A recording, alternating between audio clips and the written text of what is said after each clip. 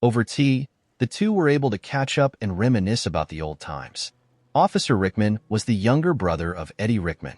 As a teenager, Jill fantasized about Eddie falling in love with her and whisking her away to a romantic getaway, or at least to Lover's Lane. Officer Rickman, or as Jill called him, Little Jimmy, explained that his older brother was laid off work since the local factory is shutting its doors and relocating to Mexico. Jill silently thanked God for not answering her numerous prayers back then. Leaving behind another stressful day at work, Steve looked forward to getting home to his wife and relaxing for the evening. The need to relax dissipated, though, as he noticed the police car parked in his driveway. Unable to pull his car into the garage, he parked his car on the street and quickly ran into the house to see if everything was all right. "Honey, this is Little Jimmy. You remember Eddie's little brother, don't you?" inquired his lovely wife. Showing his alpha male tendencies, Officer Rickman corrected Jill, "I'm not so little now." A flex of his muscles emphasized his meaning. When he finally recognized Steve, he guffawed. He turned his attention away from the concerned husband and said to Jill, "You married Rooster? Are you kidding me?" Jill could not help but emit a tiny giggle. "Oh, I completely forgot about that nickname." Rolling his eyes, Steve looked past the policeman and asked his wife, "Are you okay? Did you get hurt? Did something happen?" Jill waved her hand dismissively. "It's nothing, hon dash. I protected her from harm and got her home safe and sound. You don't need to worry about her, but you may want to check the air pressure in her tires next time. I can't believe you let her drive on balding tires that could use a few pounds of air," interrupted the officer in a condescending tone. Steve tried to rebut the condescending tone, but Jill stepped in. "Jimmy changed the tire on my minivan and made sure I got home safe. I invited him in for a cup of tea to show my thanks." The predatory look upon Officer Rickman's face spoke volumes. It was clear that Officer Rickman had different ideas on how Jill could give him a proper thanking. "I should get back to my patrols. If you need anything else, Jill Billy, you let me know," said Jim Rickman. He then peered down his nose to Steve. "See ya, Rooster." Remembering the nickname that was used to tease her about having a flat chest and living out in the country, Jill laughed with mirth. "Oh my, it's been forever since anyone called me that." She straightened her back so that she could showcase her large breasts. She basked in pride with the look she received from the younger man. "There's no mistaking me for a boy now, is there?" Steve finally spoke up and exerted himself by escorting Jim to the door. "Goodbye, Jimmy." The silence deafened the interior of Steve's car, which only intensified the feeling of dread as he watched the police officer slowly take his time in approaching the car. Steve did not have to look in the rearview mirror to know who it was that would be tapping on his window.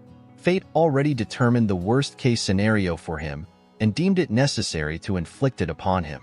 Wanting to get through this as quickly as possible, Steve prepared his license and registration as the inevitable knocked.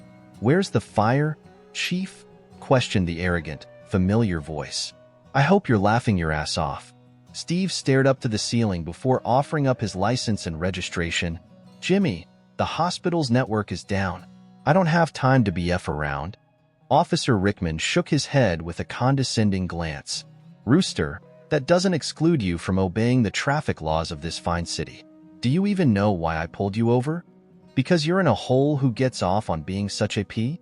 Steve let out an exasperated sigh. "I have no clue. For speeding, I guess."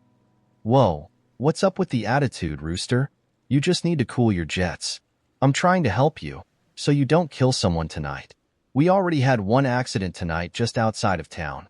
Some S was giving a guy a BJ while he was driving, and they swerved right off the road." Officer Rickman chuckled at the thought. He, then, returned to the conversation at hand. "I was on my way to Denny's to find out more of the details when you blew right through that stoplight. You do know that red means stop, right? Whatever. Just write me the ticket. Otherwise, they need me at the hospital," retorted Steve. "What does she even see in guys like you? Besides the six-pack abs, biceps as big as Texas, and the perfectly coiffed hair, that is. I bet if I lived in the gym, I'd look like that. Well, maybe not the hair, but I could have rock-hard abs. Fine, if that's the kind of guy she's going to drool over, I can do that. Starting tomorrow, I'll get a membership at the gym and start working out. I'll be just like D for brains here." Officer Rickman shook his head again in disgust. Rooster, you're not winning yourself any favors here. I was going to cut you some slack and let you off with a warning, but not anymore. Oh, please. The only way you'd let me go is if I had big chest and a low neckline. Steve sighed and tried to alter his tone of voice to hide his irritation. Jimmy, I'm sorry. It's 3 a.m. and I haven't had any caffeine. I just want to get to the hospital, fix the problem, and then get back to bed. I guess I can understand that. If Jill was waiting in my bed, I'd be the same way. Officer Rickman replied with a far-off gaze, remembering the last time he saw Jill. All right, get your ass out of here and on to the hospital. Tell your hottie of a wife that I said hello. The smoky, hickory smell of barbecue wafted on the gentle summer breeze, attempting to lure unsuspecting victims into Steve's backyard. The sound of classic rock and roll music mixed with the sound of splashing hinted at the festive atmosphere of the pool party taking place at his residence. Every year, Steve held a barbecue to commemorate the beginning of summer. Hot dogs, hamburgers, and brats cooked to perfection. Mashed potatoes, baked beans, and grilled corn on the cob complemented the main dishes. Invitees were responsible for desserts or potato chips. Typically, Steve performed the cooking duties while his guests enjoyed the ice-cold beer and homemade wine. Jill served as the hostess, making sure that everyone had enough to eat. However, today was different. Even though the event was held on a Sunday, Steve got called into the hospital. Jerry, the weekend support tech, went to St. Louis for the weekend to see a ball game rather than perform his job duties. Although he would address this with Jerry on Monday, the fact remained that the hospital needed some technical assistance now. Disappointment and frustration marred his demeanor as he slammed his way out the front door. While Steve worked on a faulty wireless access point in the emergency department, Jill convinced Dan to serve as the grill master of the party. Although Dan was married to Gloria, he was known for his wandering eye. It was no coincidence that Dan did a lot of his yard work at the same time that Jill basked in the sun, working on her tan, so it was no surprise that Dan agreed to work the grill, especially since Jill opted to wear a bikini.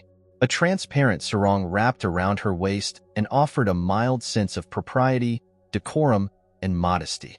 That did not stop Dan from imagining his neighbor's wife in a or even less. Jill spent most of the early part of the year getting in shape for bikini season.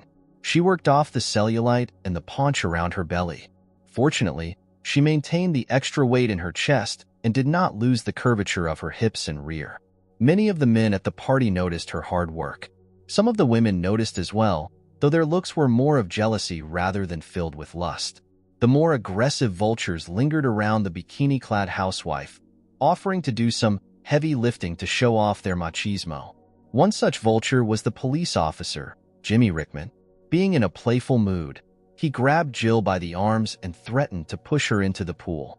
She giggled and pleaded for mercy, knowing that she would not be able to break free.